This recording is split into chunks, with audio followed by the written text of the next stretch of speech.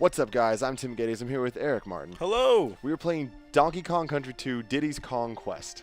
Awesome. Yes, which most people think is called Diddy's Conquest. But no, it's Diddy Kong's Quest. It's a play on words. Nintendo's clever like that. They're going crazy there. So we're doing this to celebrate Nintendo's 125th anniversary. They made a lot of good games in that time. They did a lot of other things, too. A lot of games. But this is one of my favorite games that they've made. Awesome. And that is quite the statement, because they made some good That is a pretty big statement, especially from you. Because I'm a huge Nintendo fan, specifically of 2D platformers. And I got to say, I'm a Mario guy. Okay. Mario's platformers by far my favorite. Like Mario World, best platformer on the Super Nintendo. Mario World 2, another one of my favorites. Donkey Kong Country 2 makes his way into that list. Yeah, so Donkey Kong, for me, Donkey Kong in general, is really close to being my favorite platformer next to Mario, particularly Super Mario World. Yeah, the controls aren't nearly as tight. It's Sure. a totally different type of game. This one's based a little bit more on momentum. And I really like that. Like, I always liked that this felt to me like it's a slower-paced Sonic-style game where it's like I've actually never played Sonic before. Wow, you are blowing my mind consistently today, Eric. But yeah, this game, the level design is so good and so creative. And one of my favorite things about this game specifically, the second one, is the way that it teaches you about secrets, like the hidden world definitely. and all that stuff. Like you begin to learn that if there's a trail of bananas or an arrow of bananas, you could probably do something to go that way, right? I'm trying to figure out what it is. No, go run Stampede into it. And then... Yeah. Oh, maybe not. There's like a charge button. Yeah, There it there you goes. go. There you go. So, but exactly, like right there, it's like the bananas tell you where to go, and then you learn that that's something that they do. And then have all these mini games inside of it. Yeah, and Donkey Kong is awesome. what's really cool too is like there'll be pits and stuff, and you're like, well, I can't jump in there because then I'm gonna die.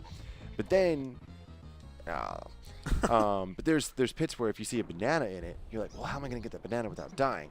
That's pretty much a telltale sign that you can jump down there and you're not gonna die. Yep. There's probably a secret room there, and I always thought it was really creative that the game taught you to look for these things. Like in the beginning of a lot of the levels, like you can go left. And the games platformers usually teach you to go right. Yep. But this game teaches you should always check left just to see if there's something hidden and fun. Look at this. So good. Good lord. I love the 90s. I love the 90s so much. It's always funny when you that's a 90s game. Yeah, exactly. I think another one of his animations is he pulls out a guitar. Or no, that's Dixie does that. It's so awesome. And the verticality in this game is something else that's really special. Like a lot of the platformers of this era were very left to right, and this one has a lot of going up.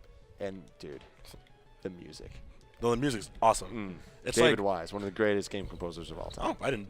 Good job. I had no idea. That's a good That's a good piece of trivia right there. Yeah, like the first game had a lot of good songs too, specifically the underwater music.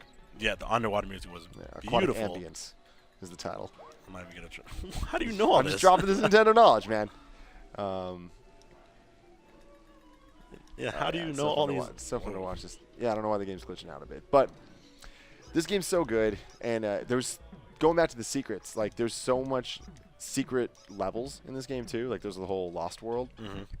100% in this game is crazy because with the Donkey Kong games, it's not 100%. You got to get 102%. Really? Yeah. Dude, I'm learning so much stuff right now.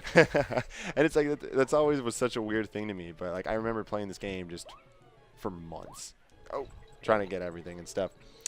And man, It's just watching this level just bring me back. Hearing this music and stuff makes me want to go home and play it. Like a lot of the later levels in this game get so hard. no. This was a super hard game. Donkey Kong Country Returns particularly is a very hard game. Returns? I'm sorry. Donkey Kong in general is a very hard game.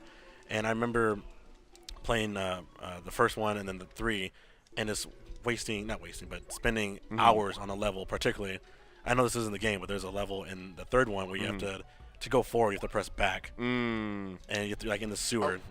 Yeah. You're in the sewer, but yeah. Yeah, see, Donkey Kong Country, the first one, to me, I feel like it was mainly challenging because it was cheap. Like, I feel like it was hard to control, and it was hard to nail the jumps, and specifically when you were playing as Donkey Kong, you'd roll off the edge a lot, and, like, it was hard to control, whereas Diddy was so much easier to control and, like, actually do what you want to do. And this game is a perfect example of they give you two characters that are like Diddy in Control, so they can give you a little bit more platforming that required precise movement, precise jumps. And that allowed the level design to be a lot more creative. And the whole pirate theme in this game, too. It's awesome. Opened everything up to a very nice just feel. Yeah. Well, anyways, we're going to wrap this one up, guys. Let us know what your favorite Donkey Kong Country moments are. And stay tuned to IGN for way more Nintendo Let's Plays. A bunch. We're doing 125.